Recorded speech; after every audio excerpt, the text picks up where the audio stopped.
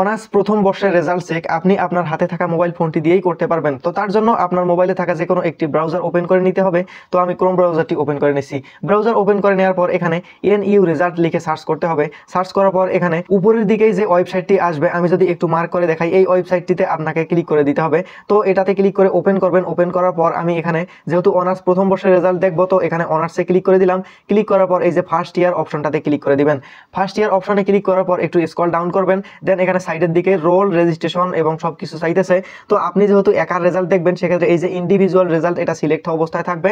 তো আপনি এখন এক্সাম রোলটা এখানে বসিয়ে দিবেন। তো আমি বসিয়ে দিচ্ছি। তো রোল রেজিস্ট্রেশন বসিয়ে দেওয়ার পর আপনি যে সালে পরীক্ষা দিয়েছেন উক্ত সালটি এখানে বসিয়ে দিবেন। তবে 2006 সাল পর্যন্ত আপনি রেজাল্ট দেখতে পারবেন। তো আমি এখানে পরীক্ষার সালটি বসিয়ে দিচ্ছি। বসিয়ে দেওয়ার পর এখানে একটি ক্যাপচা আছে, এইটা আপনাকে নিচের ঘরটিতে বসিয়ে দিতে হবে। এটা বসিয়ে দেওয়ার পর এখানে যদি আমি সার্চ রেজাল্টে ক্লিক করে দেই, ক্লিক করে দেওয়ার সাথে সাথেই দেখতে পাচ্ছেন যে আমার রেজাল্টটা এখানে শো করতেছে। তো ভিডিওটি ভালো লাগলে চ্যানেলটিকে সাবস্ক্রাইব করে পাশেই থাকুন।